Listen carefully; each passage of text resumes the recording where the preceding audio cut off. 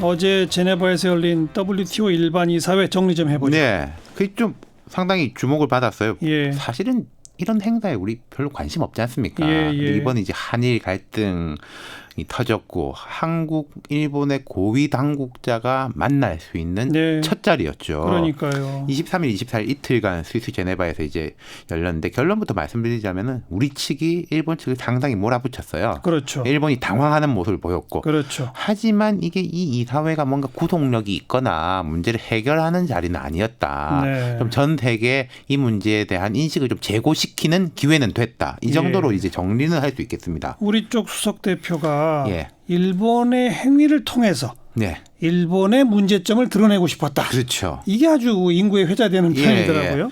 그러니까 우리 지금 일본이 뭐 우리 지금 한국과 할 말이 없다. 뭐 이런 자세잖아요. 대화 대체적으로. 거부죠. 대화 예. 거부, 협상 그러니까 거부. 그거를 이제 세계 대표들 앞에서 보여주자. 그렇죠. 그리고 그게 성공했다라는 네. 거죠. 네. 다시 쭉 이제 좀 설명을 드리면은 우리 측 수석 대표가 김승호 산업통상자원부 신통상질서전략실장이 이름이 되게 깁니다. 예.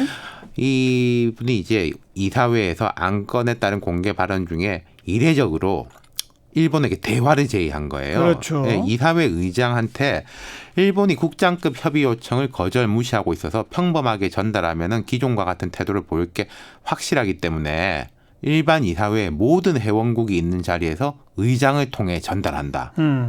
일본 대표 옆에 앉아 있는데 이렇게 이야기를 한 거예요. 공개적으로 공식 대화 제의. 그렇죠.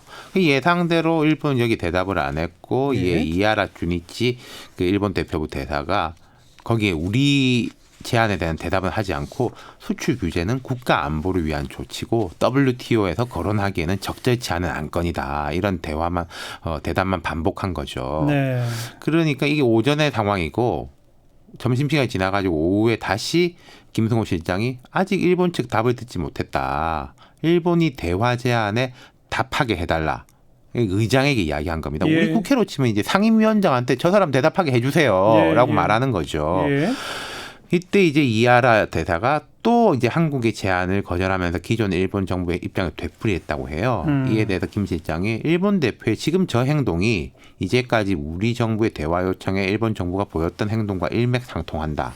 상대국 최고위 관료가 제안한 논의마저 거절하는 것은 자신들의 행동의 결과를 직시할 수도 없다는 것이다. 영어로 말했겠죠. 네. 이건 그 자리에 있는 다른 대표들이 들으라고 한 이야기고 이 그렇죠. 제가 문맥 말씀했지만 상당히 좀 직설적이지 않습니까? 네. 어휘들이. 네. 네. 다른 나라 분위기는 어땠대요? 사실은 이런 자리에서 한쪽 편들기는 그렇죠. 다들 입 다물고 있었겠죠? 그렇죠. 그리고 또 자기들이 당사국도 아니니까. 김 실장이 이 이사회에서 한일 양국이 수출 규제 문제를 대화로 해결하는데 반대하는 사람은 손들어 달라.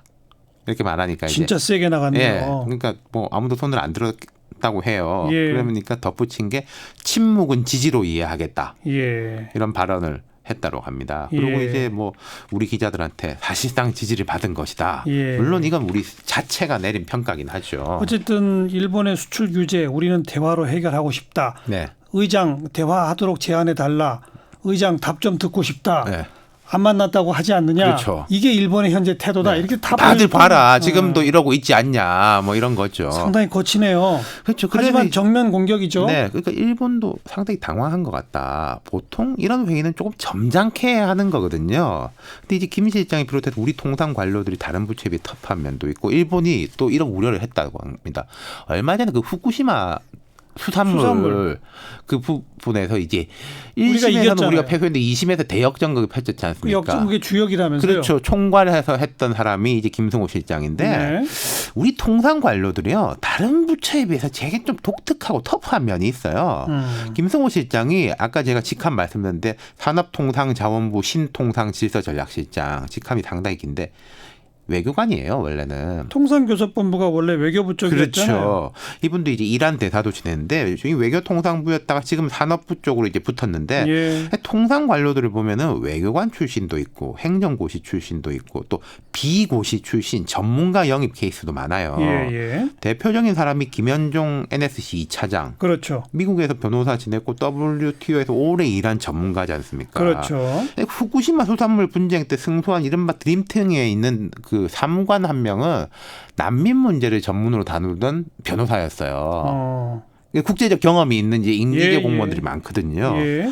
애초에 이게 통상교섭본부라는 게 생길 때는 외교관들이 잘 안 가려고 그랬어요. 본업이 좀 아닌 식으로 느껴지지 않습니까? 예. 근데 한미 FTA 협상하면서 분위기가 확 바뀌었어요. 그 협상 꽤 오래 갔죠? 그렇죠. 그리고 거의 전 산업을 포괄하는 분과 협상이 진행되는데 그때 통상교섭본부의 실력도 확 늘고 주목도도 높아졌죠. 그러니까 그랬죠. 세계 최강이라고 하는 미국하고 전 산업에서 협상을 진행을 하니까 그게 말하자면은 실전 연습과 훈련이 된 거죠. 그때 김현종 차장이 통상교섭본부장이었고 그렇죠. 그리고 이제 새누리당에서 국회의원 지낸 김종훈 전 의원 그 얼굴 보면 기억하시는 분들 예, 많을 텐데 그때 수석 대표였는데 맞아요.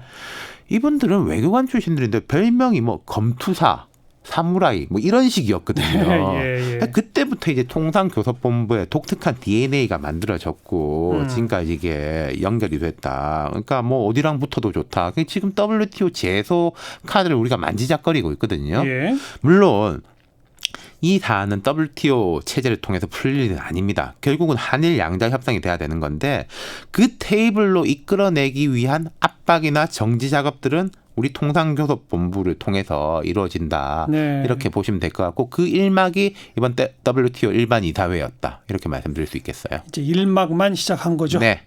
수고하셨어요. 감사합니다. 윤태권 실장이었어요.